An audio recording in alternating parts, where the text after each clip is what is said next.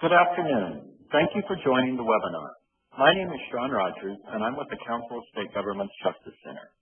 Before turning the webinar over to today's presenters, I'd like to briefly talk through a couple of housekeeping items about how the webinar is going to work, and then take a brief moment to tell you a little bit about the National Reentry Resource Center. Anytime during this webinar, you can ask a question by typing it into the Q&A panel on the bottom right-hand portion of your screen. We will keep a running list of the content-related questions that we receive, and then ask the panelists to respond to the questions during the last segment of the webinar. We will do our best to get through as many questions as possible. If you encounter technical or audio problems during this webinar, please call WebEx Technical Support at 1-866-229-3239. Please understand that there are some technical issues you may not be able to resolve.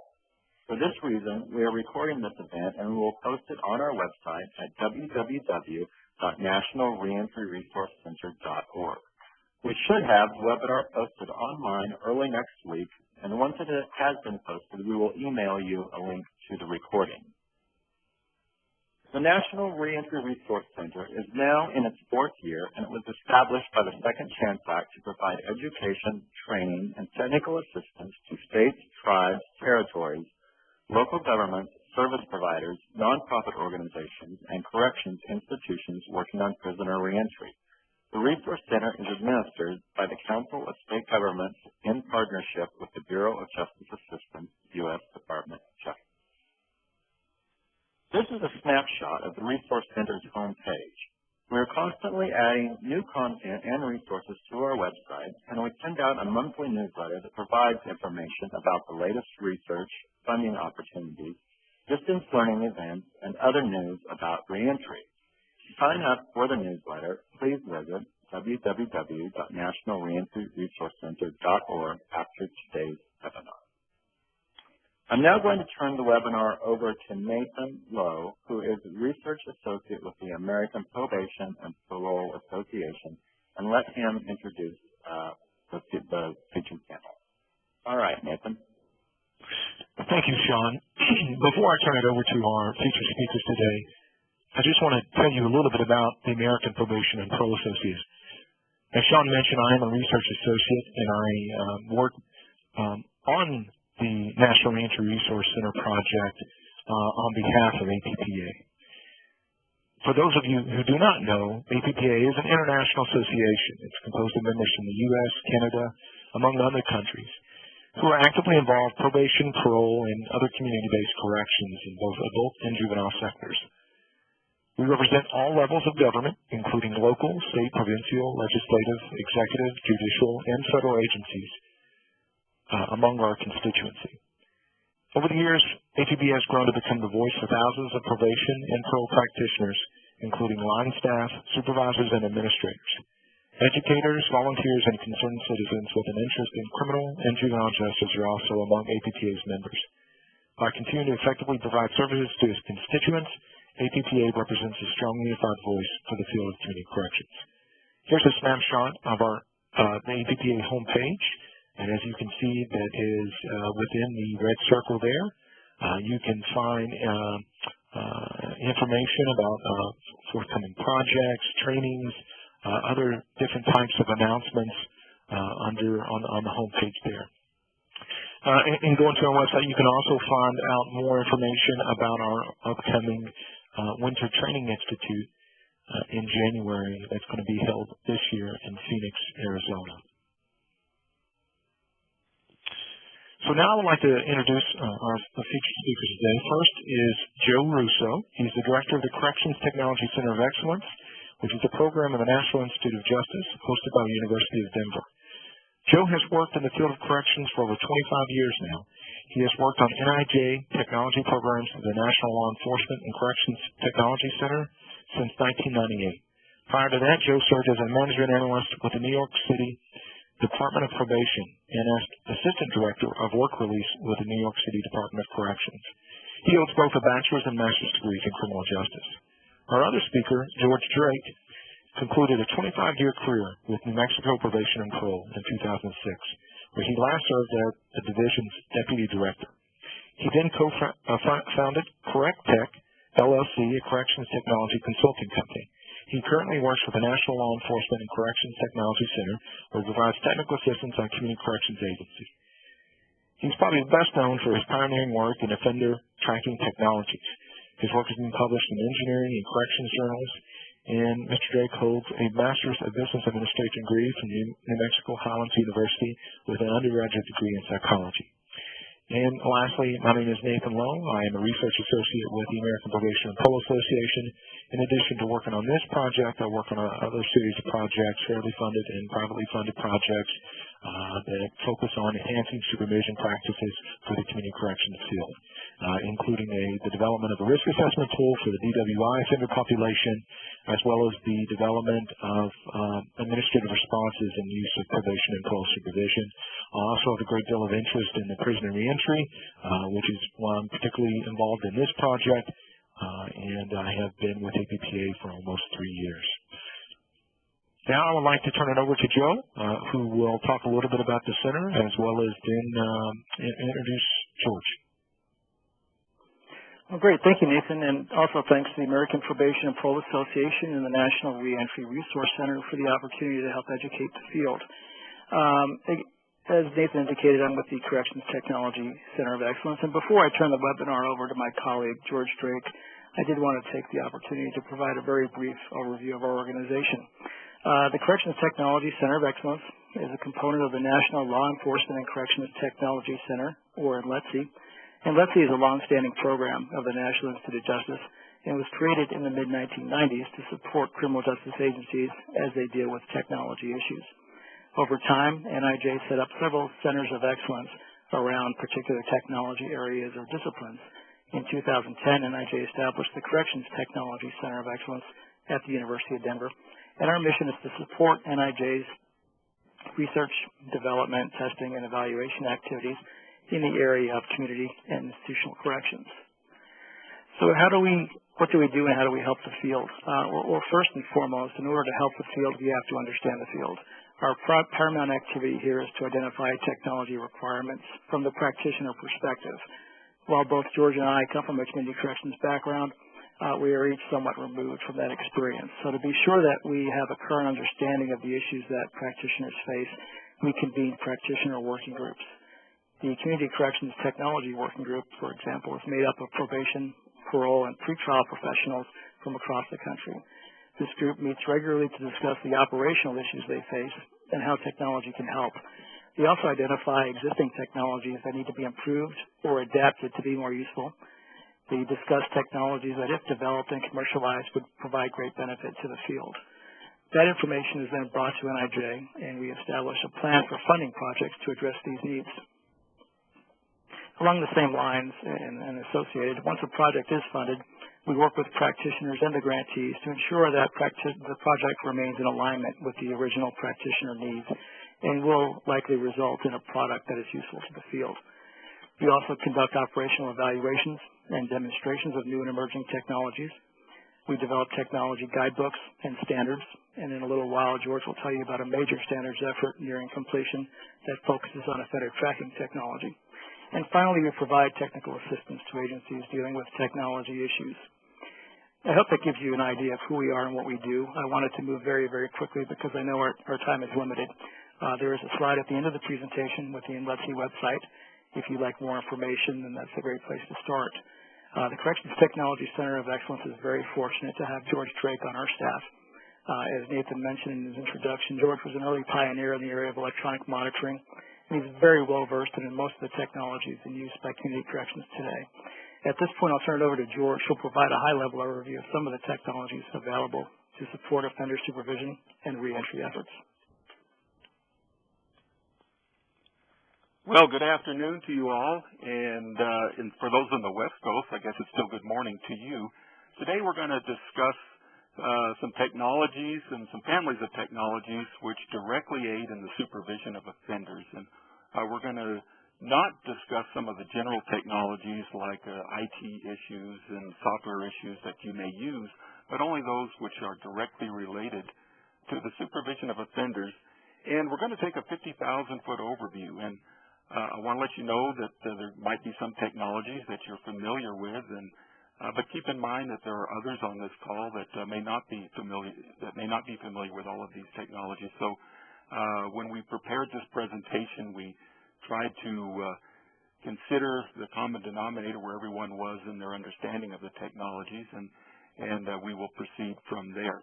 Hopefully we'll be able to provide a more in-depth follow-up for these families of technologies and go into more depth as we develop additional ATPA presentations, and we'd love to have you attend those should we be able to do that. We're going to look at 5 families of technologies today, and the first one is location technologies. After we discuss that, we'll go into some of the drug detection technologies that are available. We're going to discuss computer monitoring issues that your agency is probably dealing with that right now, and also automated reporting and how and when that is used. And finally, we think we have some emerging technologies that might be of interest to you, and we'd like to share that with you as well. So first, let's talk about the location technologies. We have 3 groups of location technologies that we're going to discuss briefly and just give you an overview on those. The first is voice verification. Some of you may be wondering, well, gosh, I know what voice verification is, but what in the world does that have to do with location? Well, we'll discuss that. The other is home monitoring or house arrest program, or sometimes it's referred as RF technology. It goes by different names. And the last group is offender tracking or GPS tracking technologies. So let's begin with this voice verification technology.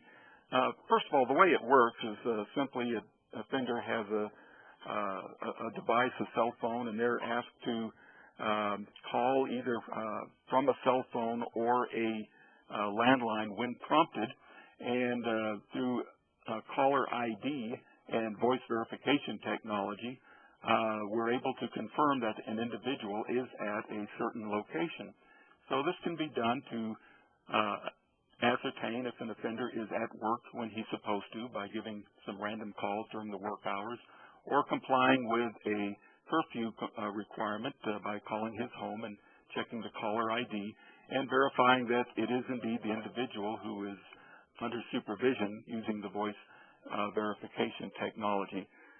This is a very inexpensive alternative to house arrest and RF technology. It's usually measured in terms of cost per offender per month, where we deal with cost per offender per day with these other technologies. So if you need to have an inexpensive way of spot checking the locations of offenders, that might be something you might be interested in looking at. And some of the other pros, in addition to it being inexpensive, it can adequately monitor inclusion zones, considering what your needs are for moderate to low risk offenders. And studies have found that random calling results in good compliance with many offenders. Now, I guess the operative word is many. There are many high-risk offenders that perhaps this is not appropriate for. However, many individuals will tend to comply, knowing that they are going to be spot checked, for them to be at a location at a specific time. On the con side, really no tracking is accomplished. Don't confuse this with any tracking technology. Some offenders are going to risk a violation, particularly after receiving a call. They may not expect another call for another hour or 2 or maybe 3 hours, and they think that might be free time for them to go anywhere they want. Actually, it is random, and so they might be making a poor decision, but nonetheless, many of our offenders do make poor decisions on a regular basis. There is no exclusion zone monitoring. There is not a way to make sure that an offender is not at a victim's home or at a school or a playground or someplace where children congregate. So don't use this technology for that. Okay, briefly we'll go over the home monitoring system. Most all of you are familiar with this technology, so we won't spend much time on it, but just kind of give you an idea where this technology is currently. As the picture indicates, it uses a tether, which is that little bracelet that you see on the left side of the screen. which is electronically tethered to a home monitoring device, which is the device in the middle, which has a telephone receiver on it. This is just one of many products on the market, but they'll pretty much look the same. And the offender is tethered on the ankle with this bracelet, and his comings and goings are monitored through the home monitoring system. And these enters and leaves of his residence are compared to data that is at the monitoring station concerning the offender's schedule. And if there's a problem that an individual is away from the home when he should be, or vice versa, then alert can be sent to the agency, letting them know that there is a schedule violation. So that's basically how that technology works. It's been around since the mid-1980s. Actually, in the early 1980s, 1981, Judge Jack Love from my hometown in Albuquerque actually tried the first testing of this technology back then, and it was interesting to see that develop to the point that it is today. You can have some add-on options to this home detention technology. You can use a breathalyzer device like the one depicted here. This one uses digital photography to confirm that the individual supplying the air sample is indeed the individual under supervision, but there are other biometrics that can be used, such as fingerprint and voice verification as well. Many of them use digital photography in addition to these other biometrics. Let's look at the growth of the home monitoring industry. This is kind of an old chart. Starting back in 2002, there was 99.5 thousand home monitoring devices in use. And as you see through the years, and this chart ends in 2007, that there hasn't been a whole lot of growth in this particular industry. In 2007, it went up to 101,000 devices in the field. And we really don't have any updated data on this because the manufacturers have decided not to share their market share with us any longer. So we can only project what the current level of use of this technology is. And if we were to give a guess, we would say that it's probably 115,000, 120,000 units out there at this point in time using just RF technology. Moving on to the offender tracking systems, which is gaining a lot of attention these days. They can actively or passively monitor an offender's location at or away from the home. When I was using the RF technology, the previous technology, we always wondered when an individual left to go to work whether he actually went to work or not. And it was very helpful when this new tracking technology came along that would show us where the individual went when he left his house arrest or his curfew, and to see that he was indeed going to work and going to his counseling sessions and staying away from certain areas that he was prohibited from being at. On the second bullet point on the slide, inclusion zones and exclusion zones are created as part of a schedule, and the location of the tracking device is compared to the schedule that has been made for the offender. And very much like the RF technology with the schedule that's made, if there's any deviation in the schedule, then the agency is alerted and the protocols that are in place are followed to follow up on the alert. Now take a look at this growth curve. It's quite different than the growth curve on the house arrest technology. And this again is dated for the same reason. This chart is July of 2009, when we had over 50,000 offenders being tracked by GPS technology. But it was growing at a rate of about 30 to 33% per year back then. We think the growth rate has flattened somewhat, but I wouldn't be surprised if we were at 115,000, 120,000 offender tracking units that are being used in the United States at this time. So we have probably surpassed the amount of RF units that are in the field. If not, we certainly will be. And this technology is really starting to take off outside of the United States, in Europe and in Asia as well. The fastest growing uses is with the sex offender population. In fact, there are 49 states that now have requirements for sex offender tracking, and it is commonly used to monitor offenders to make sure they stay away from schools and parks and that type of environment where you don't want sex offenders congregating. But it's also being used in domestic violence cases and in jail diversion cases. In jail diversion cases, those jurisdictions that have county jails or even prisons that are overcrowded, many times offender tracking technology is looked to as one of the solutions. Other applications include gang disruption. Right now, we're able to use offender tracking technology to have gang members become an exclusion zone to other gang members. The exclusion zones are actually mobile. They go wherever the gang member goes, and if another gang member comes in contact, a tracked gang member comes in contact with another tracked gang member, then an alert is generated. And you really don't have a gang if they're not allowed to associate with one another. So we think that this is a very useful tool and very promising in the fight against gang activity. Many agencies use offender tracking technology for their high-risk offenders. These individuals are the ones that are released on parole, and they present a significant risk to the community just based on their history. And so an agency will want to use all the tools that they have at their disposal to monitor these individuals in the community. And so we see a lot of high-risk offenders being placed on offender tracking. There's been some great advances in location technology. Many of you have smart cell phones in your possession right now, and you're probably aware that they have location capabilities.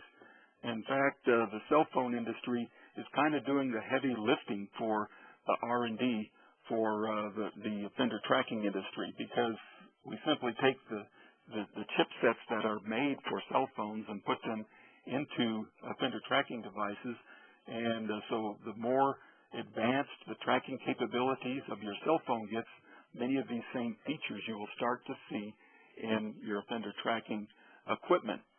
Another advancement is the additional satellite constellations that are becoming in place. There are different levels of development now, but the Europeans have the Galileo system. GLONASS is being developed by Russia, and China has the Compass system that they are going to be deploying. Of course, the United States has the system called the GPS, which is overseen by the United States Air Force. The more satellites you have in the sky, these chip manufacturers are going to use all of these satellites whenever possible to improve location capabilities, accuracy, and so forth. The next generation of GPS satellites are being launched now or over in the next several years. The constellation will be replaced, and they use multi-signaling. Currently, there's just one frequency used for GPS signals, but by having two signals, we will be able to penetrate environments that have not been able to be penetrated with GPS and to greatly improve accuracy. I'm sure most of you are familiar with Wi-Fi, and some of you in bigger cities have WiMAX capabilities. What you might not know is that the Wi-Fi nodes and WiMAX origination points have been mapped by different companies, and you can use these maps to identify someone's location based on the nodes that they are in proximity to. So this is going to be used, if not in offender tracking technologies and other technologies, to be a supplement for tracking. And we think they probably will be used in offender tracking technologies in the years to come. Many offender tracking devices already have accelerometers on board, and we think that some of these might eventually be used for inertial navigation.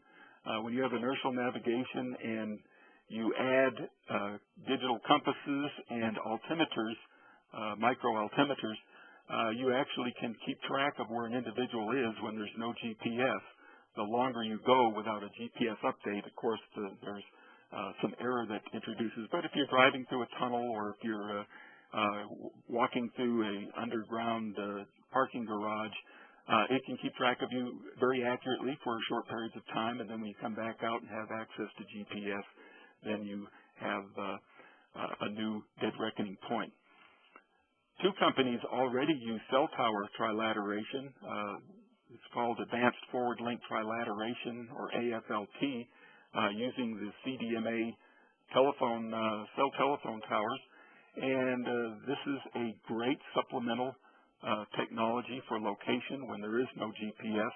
And we think that it's not quite as accurate as GPS, but we think that this is a good choice if you are concerned of losing GPS, particularly where there's a lot of commercial buildings, and this may be a good solution for you.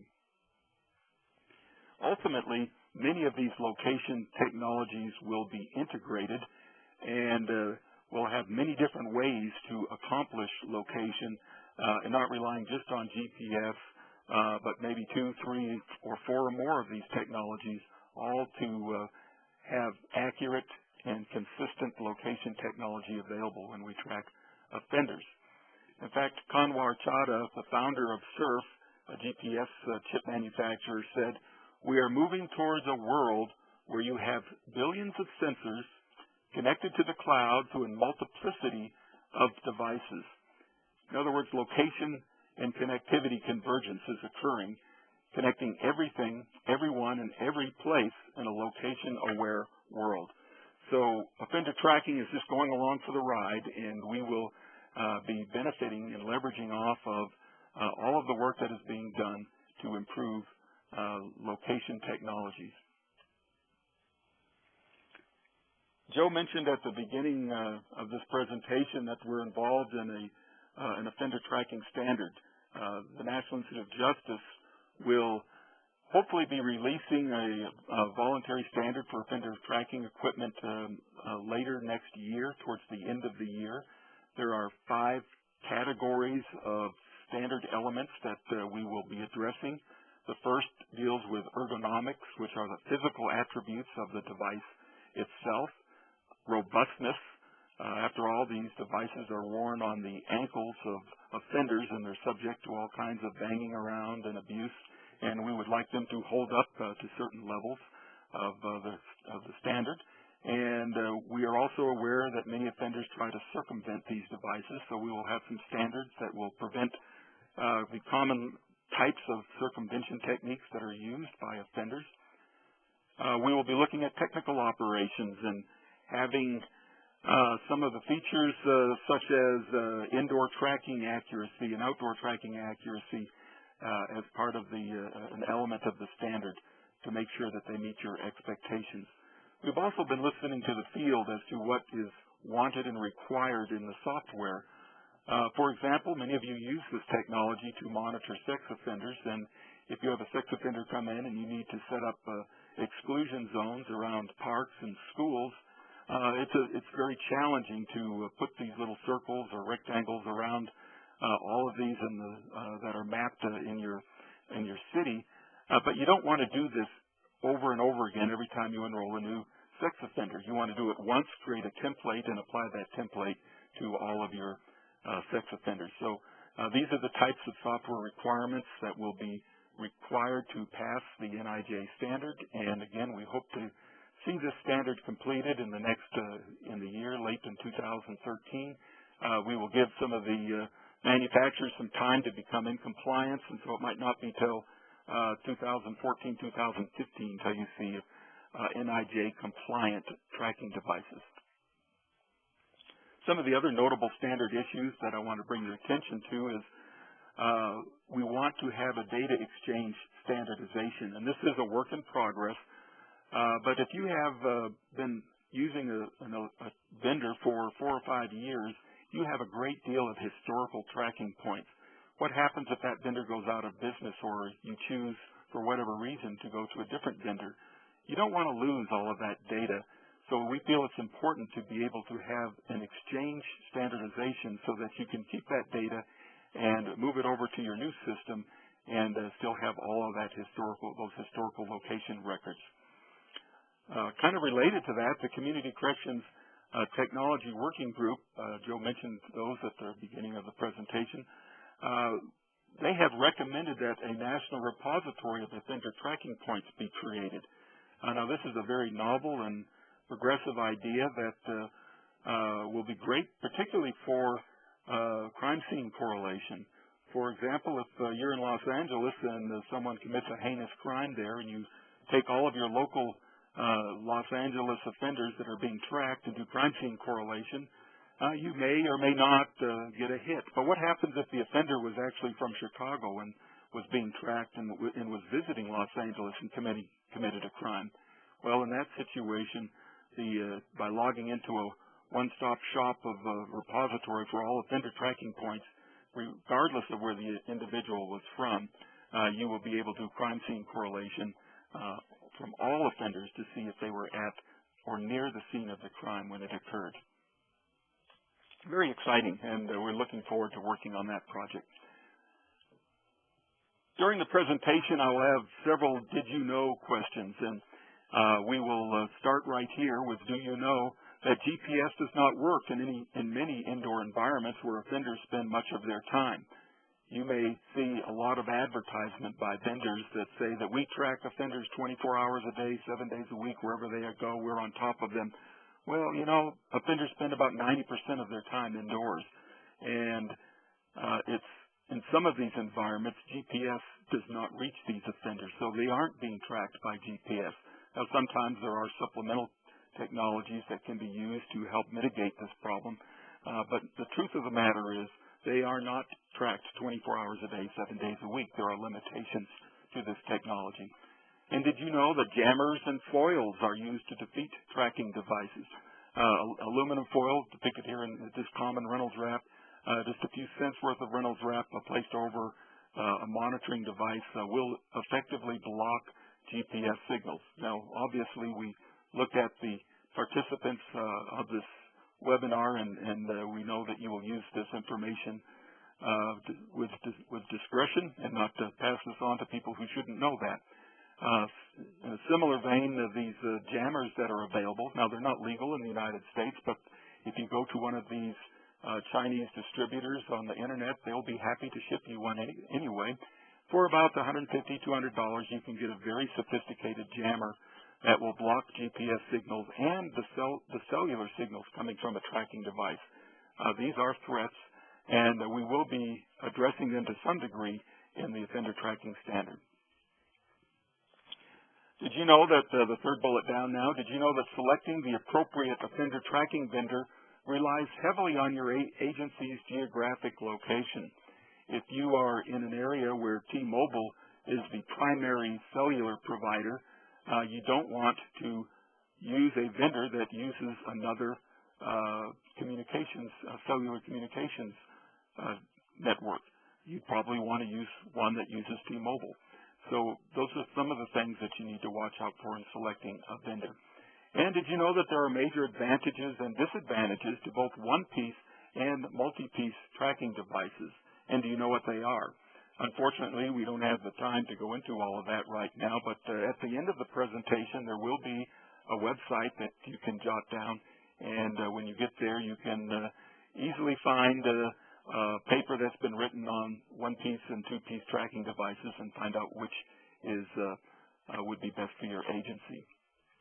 Okay, we're going to move on to the second family of technologies, and that's drug detection technologies. And we'll start right off with a did you know. Did you know that there are at least 10 technologies used to detect drug usage with offender populations? Some of you, if we asked you to name them right now, you might be able to come immediately off the top of your head with 2, 3, maybe even 4. But there are at least 10, and there's probably more. And here are 10 of them, and you're familiar with blood analysis and urinalysis and saliva, breath, and some of you may even use hair. But when we get down towards the end of the list, you may be wondering, well, what's a transdermal patch, and what's transdermal fuel cells, and what in the world is pupillometry and actigraphy and NR spectroscopy?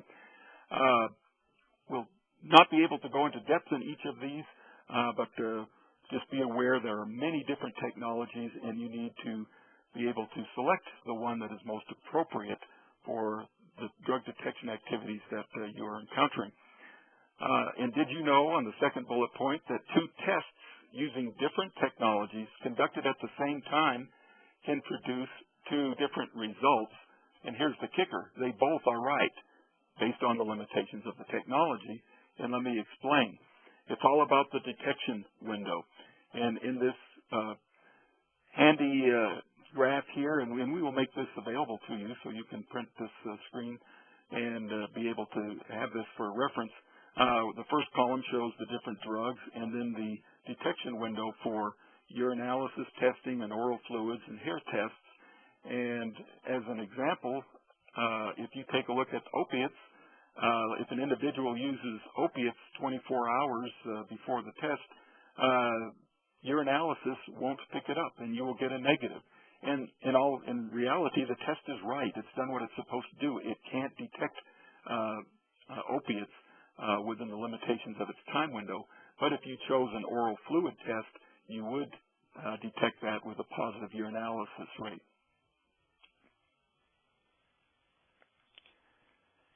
And finally, on the third bullet, did you know that many new designer drugs are not detected with traditional drug screens?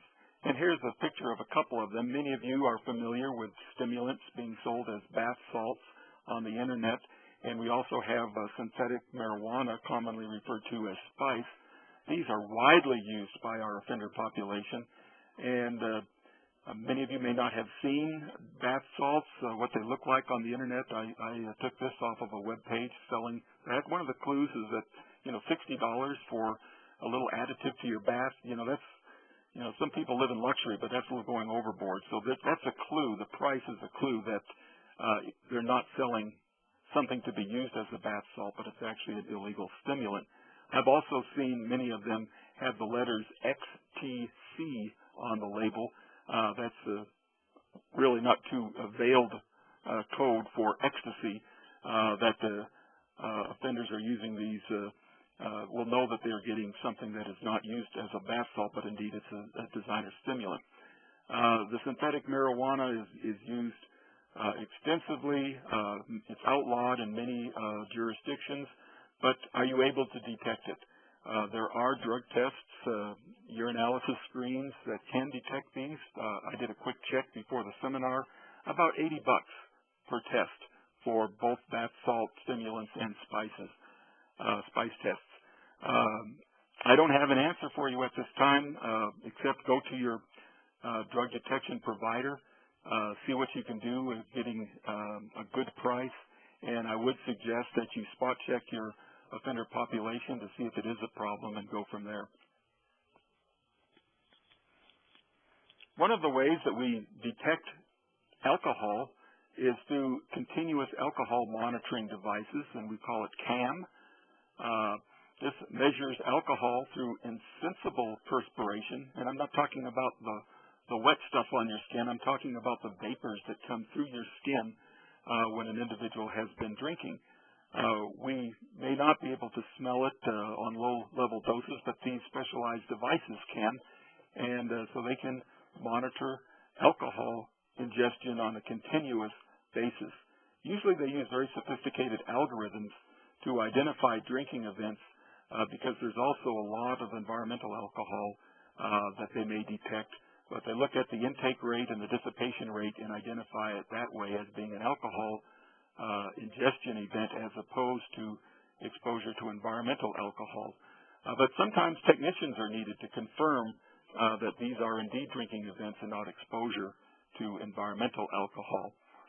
I have some examples of the charts that you would see if you use this technology. I've used the three companies that provide this, and so I kind of took some screenshots of some of the charts. And I just want you to focus on the bottom line, the black line, and towards the middle of that, the bottom line, you'll see a little bump there. That is a confirmed low-level alcohol event. I believe I had 4 beers to create that event. And on the right, you'll see a huge spike, and you think, well, gosh, if that was 4 beers for that little bump, what in the world were you doing for that big spike? Well, actually, that was cologne. I put a little cologne next to the tracking device, and that's what a environmental alcohol exposure could look like. And so you can see the difference, and a technician who's familiar with this technology can identify one over the other. This is a similar graph using BI's TAD, or their transdermal alcohol device. Again, the lower line is the alcohol, and there were 2 drinking events that you can see both at the beginning and the end of this event. The other 2 lines are there to measure certain metrics to make sure that the device is on the offender and that it hasn't been removed. The third company, which when I used it, it was Axsoft, but Axsoft was purchased by G4S, and to make things more complicated, G4S, their American assets were purchased by Sentinel, and the rest of their assets stayed with G4S International. So to be honest with you, I don't know where the Axsoft technology rests now, whether it's with Sentinel or G4S International. Perhaps if some of you make your comments, so you can, if you know the answer to that, you can let me know. But here you see just an alcohol graph. When it reaches a certain threshold, an alert is created, and officers can take the appropriate action. Some of the CAM, or continuous alcohol monitoring vulnerabilities, is environmental alcohol is everywhere. Here you see Lindsay Lohan in the bottom right-hand corner pumping gasoline. I thought this was an interesting picture because gasoline has ethanol in it. Guess what ethanol is? It's alcohol. So the vapors from that pumping gas into her car is probably triggering the bracelet that she has worn most of her adult life. Because of that, zero tolerance monitoring is really not practical with continuous alcohol monitoring. It's really difficult to tell the difference between some light environmental exposure and having a single beer. So if it's your objective to have an individual not drink anything, you may be a little disappointed in using CAM. However, we support the use of CAM because it really is a harm reduction tool.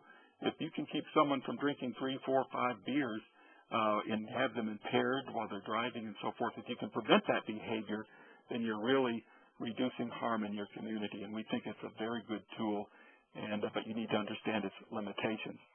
Now, some individuals use interference, like the cologne or hand-washing agents that are alcohol-based, or the perfumes, to cover a drinking event. And as you saw that big high spike in that first graph, if they know they're going to be drinking, they'll just keep putting a little bit of this perfume on until they finish drinking, and then thinking that that would prevent the agency from knowing that they indeed had a drinking event. Well, it creates a very, very suspicious-looking graph, and it draws attention to them, and they probably will be brought in for your analysis. So that is something that you should be familiar with. Some use barriers to try to interfere with results. So they'll slide a piece of paper between their skin and the device to try to avoid the insensible perspiration from reaching the device. Actually, the companies have become very, very good and proficient at identifying barriers, and they're usually even able to identify what type of barrier is being used. Another way of detecting alcohol is through remote alcohol detection. Now, it's not continuous, but it is remote, and it's very similar to the one that you saw as an add-on to the RF technology. This particular one is offered by SoberLink. We don't endorse any products out there, but they happen to be the only game in town right now. But others are on the horizon, and you'll see a lot of these portable alcohol devices coming into the marketplace. They use cellular technology, and the participant is alerted and told to blow into this little tube. It takes this picture and it sends it to the probation officer or even the probation officer's smartphone, along with the results. And you can get near real-time results on this. Very promising technology. I think you'll be seeing a lot of it in the near future. Ultimately, we'd like to be able to detect drugs as they are ingested remotely and continuously, and we have a long ways to go before we can accomplish that. I want you to be aware of some companies that say that they can detect methamphetamine and some of the other drugs, marijuana, for example. using specialized tracking bracelets. We don't believe that they are reliable at this point. We take our hats off and encourage them to continue on this research. But we're just not there. There are many, many hurdles to overcome, and hopefully in the near future we'll be able to offer some of these that are reliable. But that's probably in the 2, 3, 4-year range, and we hope to be able to have some remote drug detection technologies that are on the marketplace by then. Okay, let's go to computer monitoring. This is a topic that is of great interest to many of us. We have spent a lot of time as individuals on the computer. Think back 10 years ago and what our daily activities were then, compare it to today, and I bet all of us have probably have doubled or tripled the amount of time that we spend on a computer. Well, the same is true with our offenders. And guess what? Our offenders aren't always behaving while they're on the computer. What are they doing? Oh, they're stealing stuff and putting it on Craigslist. I guarantee you they're doing that. They're using eBay and selling stuff, advertising one thing and switching it for the other, or selling things that are stolen on eBay. Some of the more sophisticated ones are involved in identity theft or phishing for information about your passwords and your social security number and dates of birth so that they can steal your identity.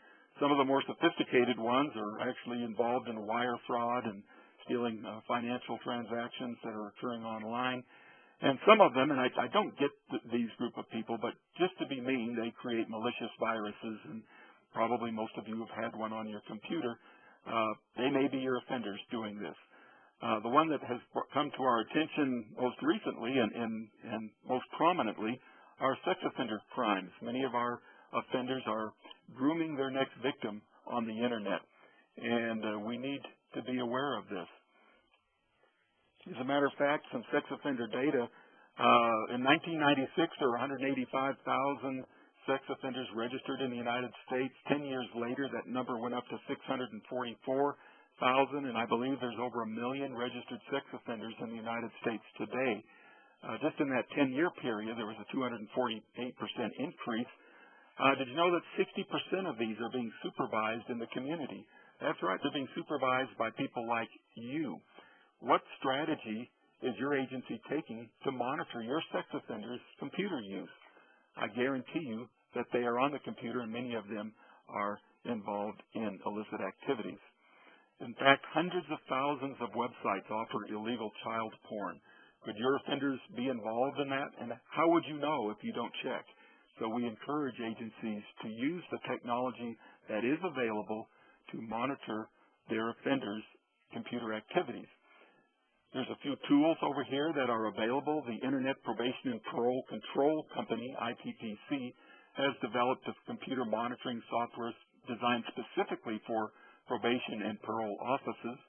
Other companies that offer more general products are RemoteCom, WebWatcher. Microsoft has developed a product for law enforcement. It's called the Computer Online Forensic Evidence Extractor, or COFFEE. The one that we like to plug, however, is Field Search. Well, that's because it's made by NLECTC, and it was an NLECTC initiative, and it's free. We don't charge you for this software. We do encourage you to take a day or two training session so you'll know how to use this equipment, and we can give you information on how to get involved in one of these training sessions. It's thumb drive based. It fits into a USB port that can be placed into your offender's computer in the field. It's designed for non-technical criminal justice personnel. You don't need to have a PhD in IT technology to use it. It's quick and it's efficient. It searches an offender's computer, and at the end of about a 15 or 20-minute process, it can create a detailed report suitable to be provided to the courts, showing the probationer or parolee's activities on the computer should a violation be uncovered. Okay, let's go to the next family, and this is automated reporting. We have some questions I'd like to ask you. Did you know that many jurisdictions have officer caseloads of over 500? When I was a probation officer back in the day, I used to cringe when my caseload got up to 90. I can't imagine being assigned a caseload of over 500, and some of you on this conference call, are probably in that boat right now. I'm sorry, but that's it. We're in tough financial times. Budgets aren't growing, but our caseloads are, and that's just the real world. I was talking to someone who is in an intensive supervision program, and they define intensive supervision as a caseload with 100 or less. Well, heck, that's less than what I had when I had a standard supervision unit.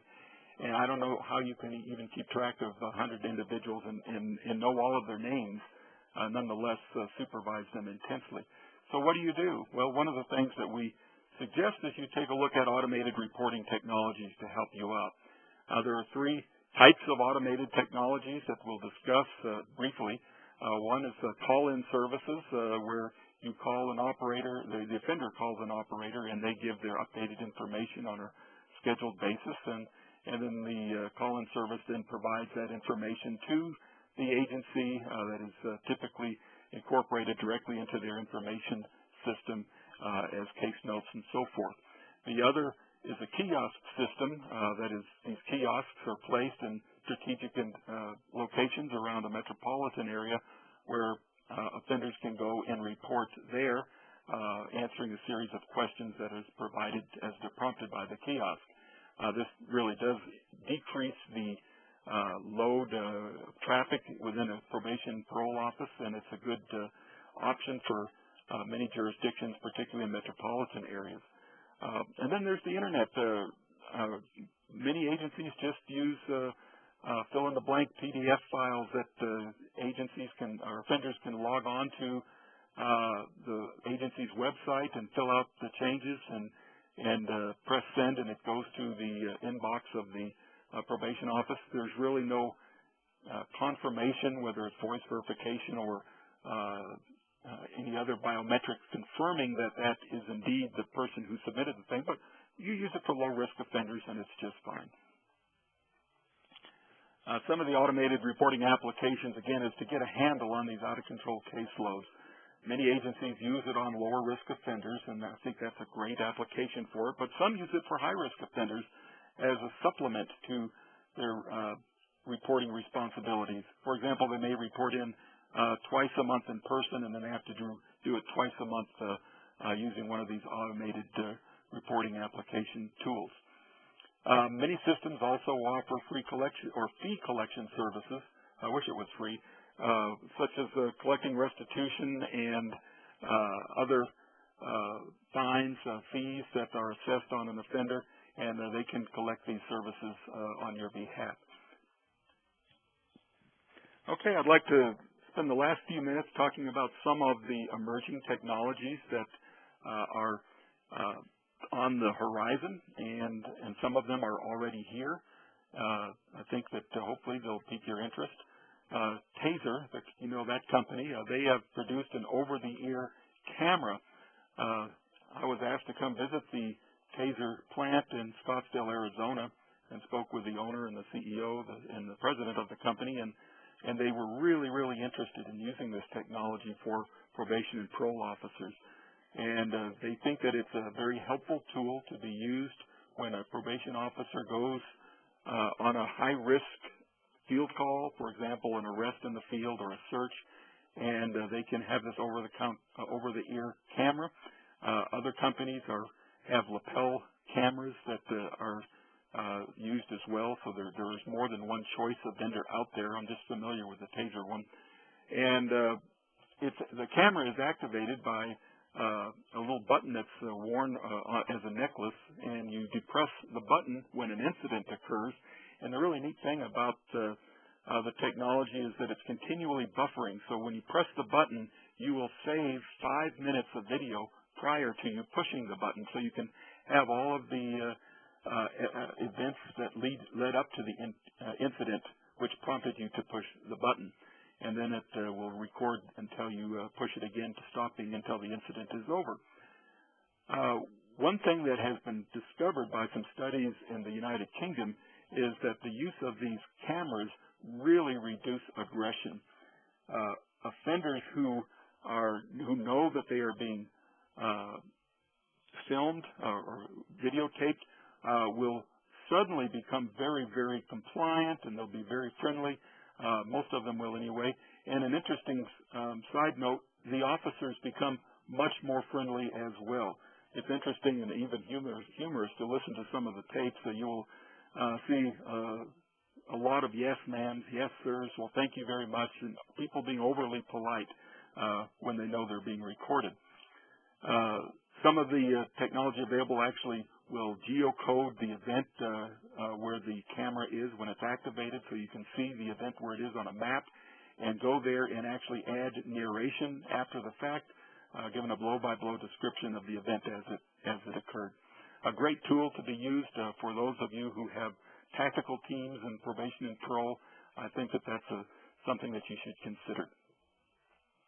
Let's talk about the emerging interlock technology. I was really interested to see that Toyota is now considering using the technology as not an aftermarket device, but actually something that they will put in their vehicles when they are purchased as new. Their target is not the consumer target, but the fleet vehicles, taxi cabs, and other fleets that where the owners of the companies don't want their drivers to be intoxicated while they're behind the wheel. And so Toyota may be the first car manufacturer to actually incorporate interlock devices. One proposal incorporates the near-infrared spectroscopy, which actually shines an IR light into your skin and can detect alcohol. That middle picture on the bottom depicts a NIR spectroscopy machine. It won't look like that, obviously, in a car. It will probably be an armrest or something, or it could even be placed on the steering wheel where the drivers can be checked that way. As a matter of fact, Sober Steering is doing a pilot project in Canada where they're placing these devices on the steering wheel of school buses. The idea is to prevent a situation like the one on the bottom right-hand corner where a drunk school bus driver lost control of a school bus and ended up plowing into a home, and we certainly don't want to have a repeat of that incident. And hopefully this technology will help. How many of you have language translation problems? I come from a Southwest state. We have lots of problems with matching up Spanish-speaking officers with Spanish-speaking probationers and parolees. Many of you live in international cities like San Francisco or Los Angeles or New York, where there are literally dozens of language commonly spoken. How do you deal with these? How do you communicate with these participants that don't speak English? There are products on the market. The one that I have evaluated is called Speech Gear, and this picture shows how it's working. A police officer here speaks into the microphone. The lady on the right speaks a different language and doesn't understand English, but the little tablet computer that he's holding will, in near real time, translate the voice communication into the recipient's language, and vice versa. As she speaks, the language will be translated back into English. And it's free-form language. This is not just a few phrases that are there. Sounds very Star Trek-ish, but it is a reality now, and it is available. I've used it. It has some kinks in it, but for the most part, it does communicate the message. I wanted to talk a little bit about some of the advancements in GPS. We have a contract with the University of Oklahoma to do some research with us, and they are doing a lot in the area of automated analysis of GPS points. Many of you have to daily review the tracks of your participants, and that's a very difficult process. Sometimes it takes 2 or 3 hours a day to review the tracks of your participants, and we're trying to develop a better and faster way of doing that. For example, if you approve the way that an individual goes to work every day, there's no reason for you to review that every day. So those tracks can be eliminated in your daily review. So be aware that that's just on the horizon. Hopefully we'll be able to offer that soon in the marketplace. There's social networking analysis. Wouldn't you like to know what other tracked offenders your participants are involved with? Who are they congregating with? This data mining that is being done through this automated analysis of GPS points, will be able to do that.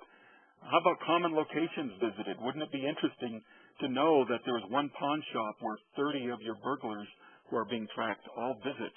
That might be some information you need to know and pass on to the police department. We already talked about the National Repository for GPS location points. That's part of an ongoing project that may become a reality. We hope it will be. We also think that there's a predictive potential for analyzing GPS points, a potential predicting success and failure. And let me illustrate that real quickly.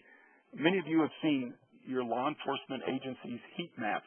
And this particular heat map is from Providence, Rhode Island, and it shows where the high drug trafficking areas are. The darker the blue, the more likely there's a lot more drug trafficking. If you guys are have a parole plan you're investigating and wanted to know if it's a good idea for a particular parolee to live in a certain area, you are probably familiar with these high drug areas if the individual is a drug user, and probably want to avoid those parts of town before approving a parole plan. But you know what? That's only where the guy sleeps. Is that the information that is helpful, or do you really want to know where he is during the day? Taking the same map and superimposing an individual's tracking points, and let's say this individual actually lives in one of the white shaded areas, but every day he spends his time, these little red dots depict his locations, in these high-risk drug spots. So it's not where the person sleeps that's important, it's where he spends his time. And we believe through data mining we're able to identify these individuals early and give an officer a heads up that says, hey, did you know that this individual is in a high-risk area? You may want to take early intervention. Earlier I told you that there would be a website that you could go to get information about offender tracking. It's there at the bottom of the screen. It's the Electronic Monitoring Resource Center.nletsc.du.edu. Please write that down. If you're not a member of the Electronic Monitoring Resource Center, we would love to have you, where you can get all kinds of information about RF and GPS technology. We would like to expand that in the coming years to the Corrections Technology Resource Center, where we would be having a place where we can share information about all of these technologies that we've discussed and maybe some additional ones as well. So it won't be just on the tracking technologies, but on drug detection and computer monitoring and all of these others as well. So we'd like to, hopefully that will be coming soon. The Electronic Monitoring Center already is in existence. You can use that now, and you can get a flavor of the things that will be coming in the near future when we convert it to the Corrections Technology Resource Center.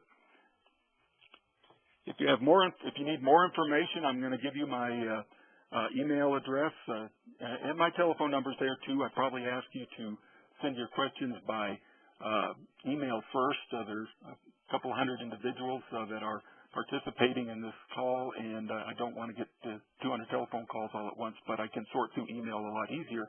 So anything else, just go ahead and give us a call at the Corrections Center of Excellence, and we would be happy to help you out. We have reserved some time for questions and answers, and I will turn it back to our host to facilitate the asking of questions, and hopefully we'll have some answers for you. It's been my pleasure to speaking with you today. All right. Thank you, George. It was a fantastic presentation. I know that I definitely learned a lot. I would like to encourage attendees on the line that haven't submitted questions yet. Please feel free to do so now, and I'm going to run through the questions that have come through so far, and we'll probably have time for a few more. So go ahead and submit your questions now. A question that came in early, Mr. Drake, it came in about Flight 15. I wanted to know who the manufacturer of the equipment that you've talked about. Who are the manufacturers? There are approximately a dozen manufacturers of both electronic monitoring, RF technology, and offender tracking. Some do both. Most of them do both. And if you go on to the Electronic Monitoring Resource Center website, on the URL that we provided there, you can go into the query and type in vendor list. And we have a PDF file there that shows all of the vendors for both the RF technology and the GPS technology and some of the features that they offer. And that is the best way to get that information. Okay.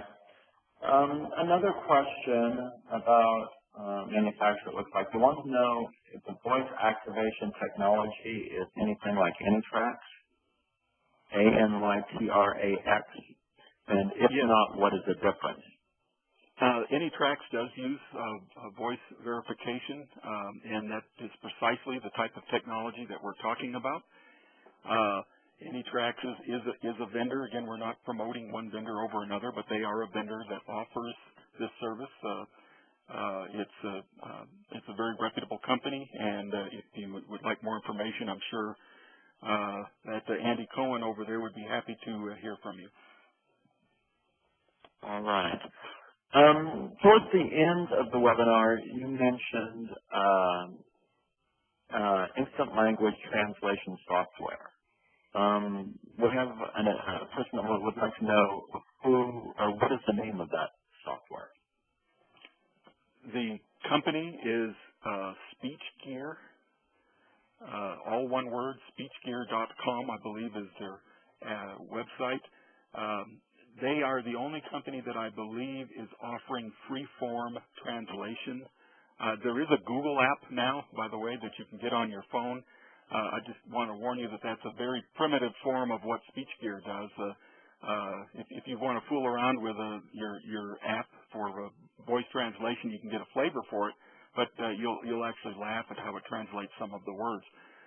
SpeechGear actually goes into the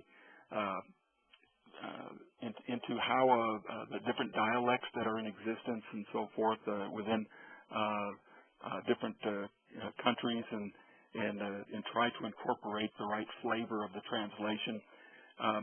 It's really good at getting an idea across.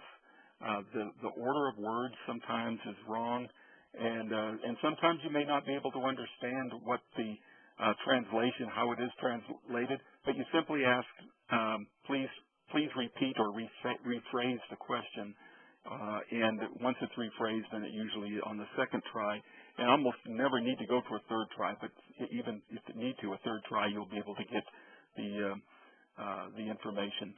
So if you want to play with it, go to Google. I think it's Google Translations, and it's an app that you can use even on your cell phone, but that performs very primitively. SpeechGear is a company that has refined it significantly. All right.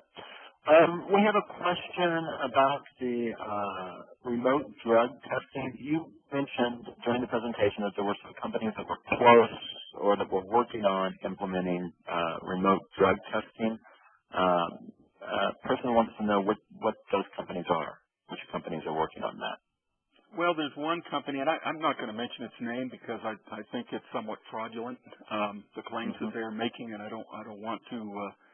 I don't mind giving you a company that I'm familiar with that I think that will give a good product, but the one that I think is not ready for prime time, I don't want to do that, and I think the impetus of my message is that it's not ready yet, and maybe in a few years it will be.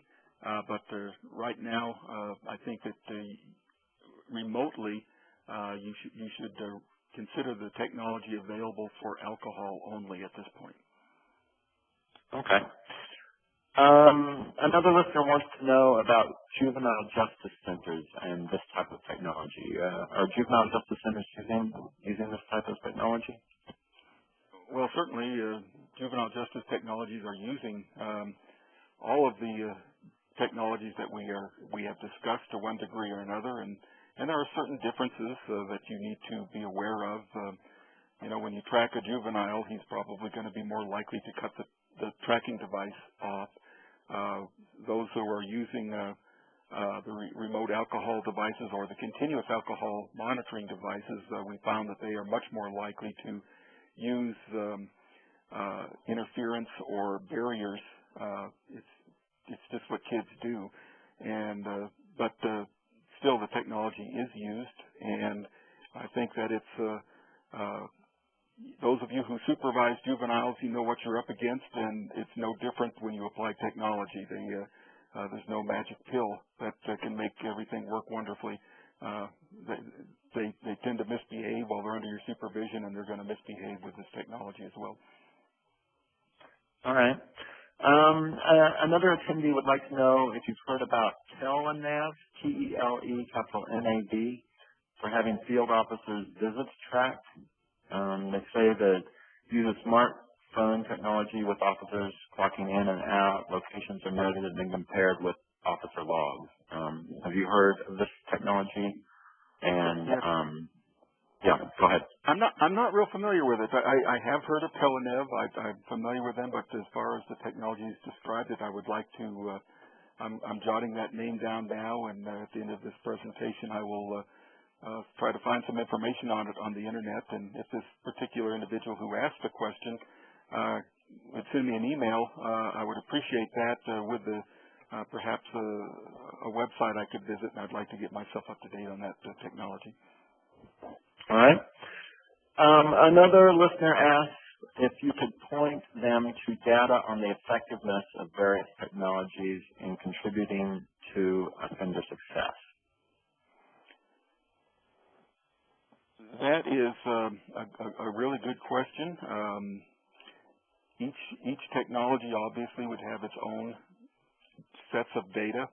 The first thing that comes to my mind is the Florida State University study that was completed in, I think it was earlier this year that it was published. And that is Dr. Bill Bales. He has a great report on offender tracking in RF technology and how it impacts success. It's very positive, by the way, on offender populations. It reduces the it decreases the rate of failure on probation significantly and encourages compliance with both the special conditions and preventing new crimes from occurring. That can be found on the Electronic Monitoring Resource Center. You can just type in on the search panel there, Florida State University or Dr. William Bales, and you will get that report. There's another report out of California that was just published this year, and it relates to the use of tracking in sex offenders. It had similarly positive results that they found on the use of tracking on sex offenders. My area of expertise really is in the tracking industry, so the ones that come to my head relate to that technology. There are probably other reports that relate to successes concerning CAM, continuous alcohol monitoring. I know that there's been studies done by NHTSA, the National Traffic Safety Organization, on interlock devices that they've been very effective, and probably with CAM as well. I think that they've done some studies with that. So yes, there are some on there, and if these technologies weren't working, we probably wouldn't have included them on the presentation unless they're very, very cutting edge and the data's just not in yet. All right. Another listener would like to know what kind of tracking systems are there specifically for juveniles. There's only one company who's developed a device for juveniles use specifically, and that company has because of the propensity of juveniles to cut their tracking device off, so they developed a device that has more of a permanent ankle bracelet, and as a matter of fact, we don't recommend the use of that. Yes, it is more permanent and it's very, very difficult to take off, but we feel that it's dangerous. If an individual twists their ankle and it becomes it swells real quickly, or if an individual is diabetic or a woman is pregnant that's being tracked and their ankles swell, if you happen to place it on an individual when their ankle isn't swollen and they subsequently swell, it can cut off the circulation, and we don't think it's wise to have a tracking device that is attached that cannot be removed with anything but should be able to remove with emergency shears that are involved, that are supplied with ambulance and emergency technicians in an emergency room. So that is one tracking device that is designed for juveniles. I personally think it's not wise to use it. I think it gives your agency some exposure to liability that they don't want. The others are used either for adult or juvenile. They make no distinction, and they're used similarly. All right. Another listener asked, you mentioned active and passive tracking in your presentation. What are the hybrid tracking devices? That's a good question. A hybrid is, I call it a dumbed-down active device. So that's why we don't make a distinction between adding hybrid as a category. But there's really no definitions right now. We hope to address this with our standard when it's released and actually define what active is and passive is.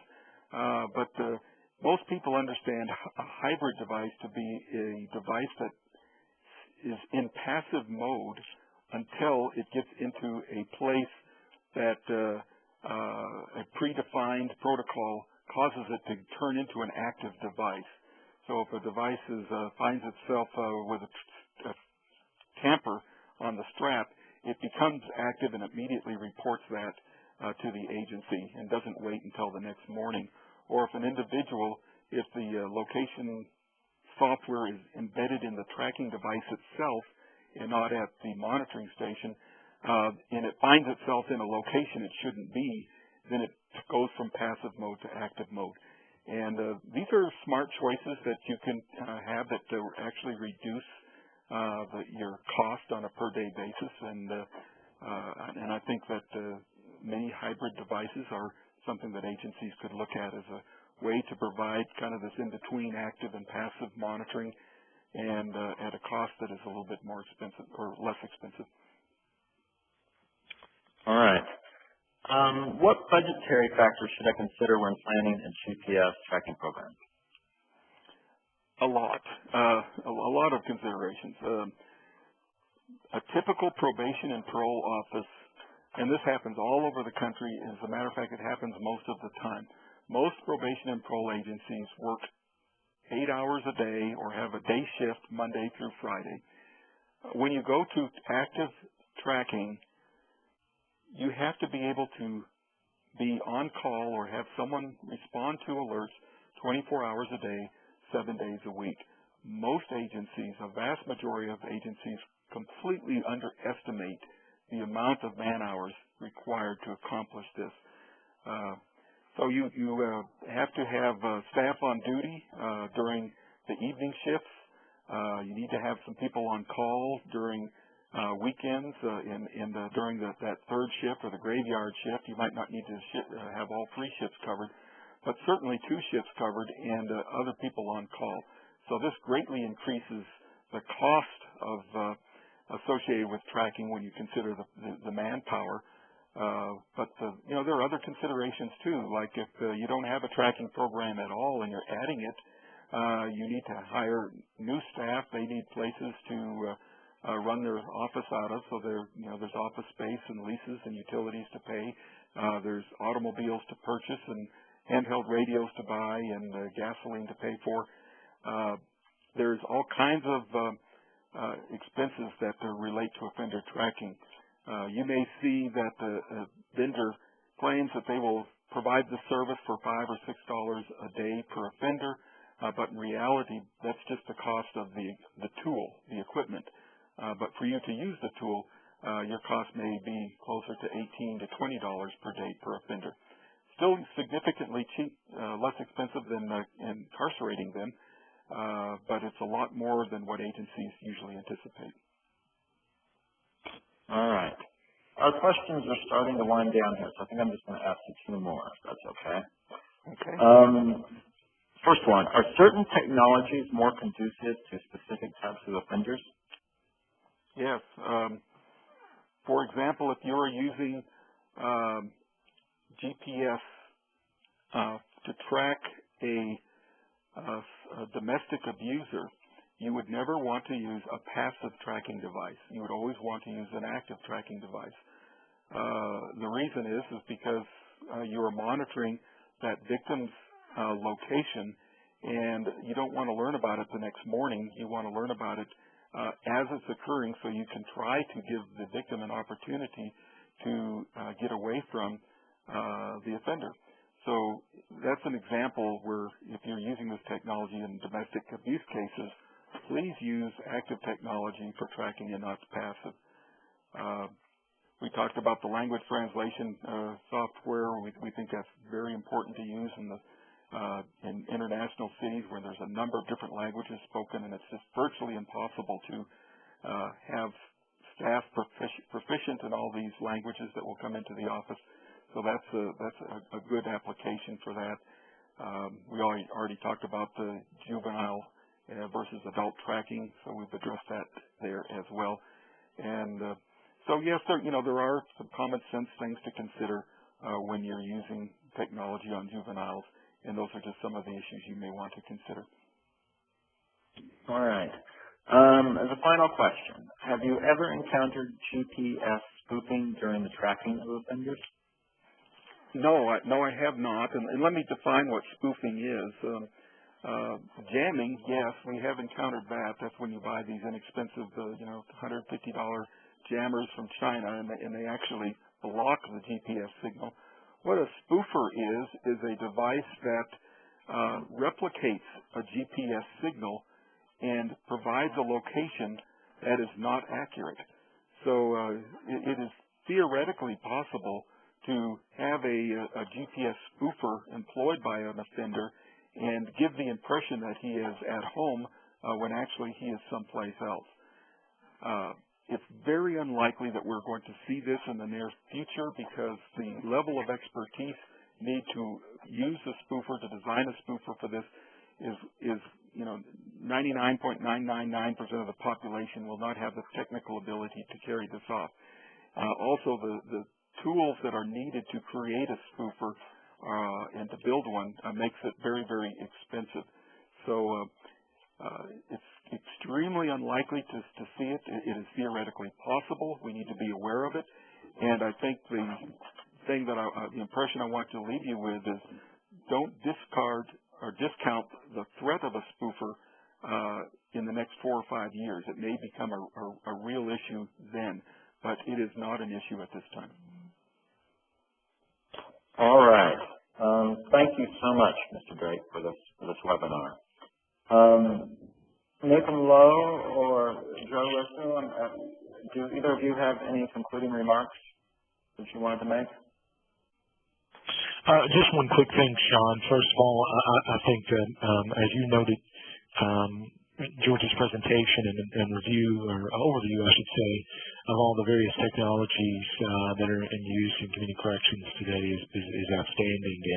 And I believe, as George noted early on in the presentation, we are currently in the process of developing a subsequent webinar that narrows the focus to specifically discuss types of technologies in greater detail. Great. All right. George or Joe, any final things that you guys wanted to say? No, we just want to say we appreciate the opportunity, and hopefully some good information was transferred.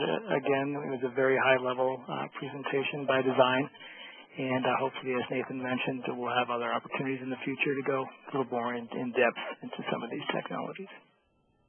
I echo those remarks, and thank you for the opportunity to share with your audience. Well, thank you again. All right, this concludes today's webinar. After you exit the webinar, a brief survey will appear on the screen. By answering the questions in the survey, you will be helping the Resource Center improve on the services that we offer. We'd greatly appreciate it if you would take just a few minutes to complete the survey. We will email a link to the recording of this presentation as well as a link to a PDF of the PowerPoint slides used in the presentation early next week. These links will also be be made available on the National Reentry Resource Center's website at www.nationalreentryresourcecenter.org. Thank you.